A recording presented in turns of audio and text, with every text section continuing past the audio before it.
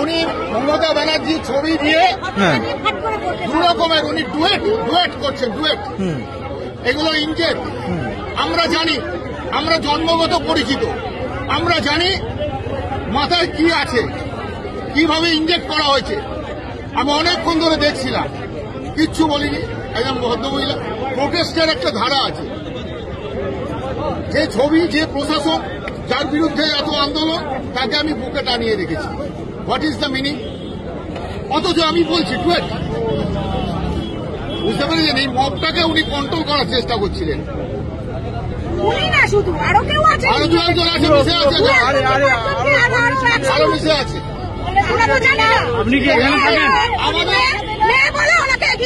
কি এখানে থাকেন? হ্যাঁ, এখানে থাকি আমি। আমাকে আমার পরিবার সবাই ছেড়ে আমার নির্দিষ্ট পরিচয় আছে। আমি একজন সঙ্গীত শিল্পী, আমার নির্দিষ্ট পরিচয়। শুধু তাই না, আমার ছেলে এখন এই মুহূর্তে নাম করা একজন সঙ্গীত শিল্পী। এবং আপনি আরেকটা কথা বলছিলেন যে চলাফেরা করতে এখানে একটু আমরা এখানে 9টার পরে আমাদের কিছু জনকে কিছু ঘটনা ঘটেছে, তার ফলে আমাদের কিছু জনকে ছেড়ে দেয়, মুখ চেনা পুলিশরা চেনে ছেড়ে দেয়। কিন্তু এই পাড়ার লোকেদের গিয়ে ঘরে ঘরে সার্ভে করুন, নরক করে দিয়েছে। এই সম্প্রতি ঘটনার পর তো এক হাত অন্তর অন্তর ব্যারিকেড, গাড়ি নিয়ে গেলে এরাম করে সাপের মতো যেতে হয়। শুধু তাই নয়, দুনিয়ার প্রশ্ন, আপনি কোথায় নিজেও গিয়ে করবেন? আপনার যদি মনে হয় আপনি অন্য জায়গায় গিয়ে থাকুন, এটা আপনার থাকার জায়গা নয় তো। This is a residential area and we are public. আমরা আমাদের ট্যাক্সের পয়সা পে করছি পাবো এই রাস্তার জন্য। কেন প্রতি মুহূর্তে আমাদের হেনস্থা হতে হবে? এই দায় কার? কোন রাস্তার কথা আপনি বলছেন?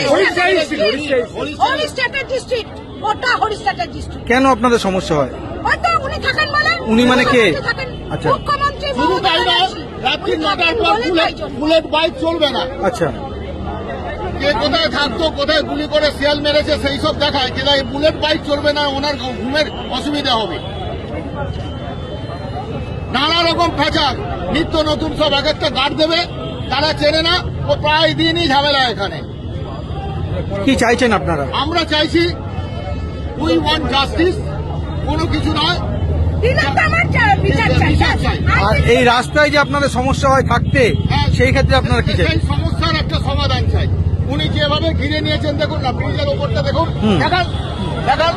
দেখুন ওইদিকে পুরো কাঁটাতার, গঙ্গার ওপারে চলে যাবেন, জেলের ওইদিকে মানুষ সমান কাঁটাতার। সৌন্দর্যের নামে একবার এখানে টেকের ওরা ঢুকে পড়েছিল গঙ্গা পেরিয়ে, পুরো ওপারটা কাঁটাতালে জাল দিয়ে দিয়েছে।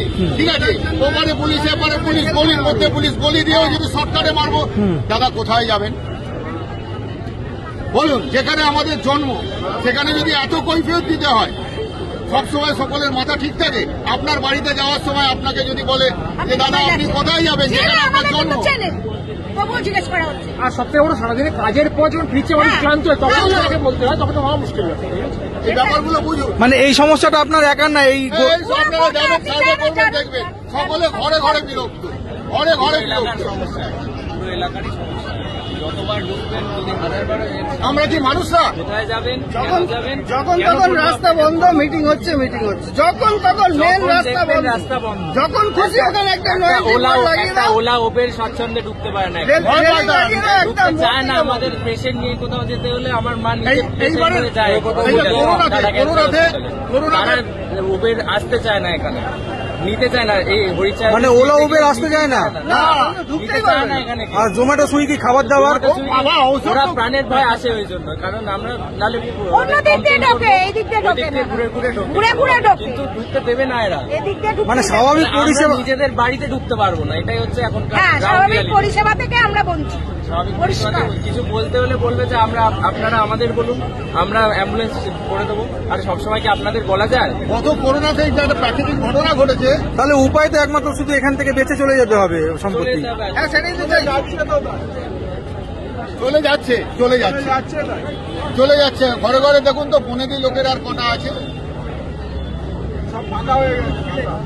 বুঝলেন?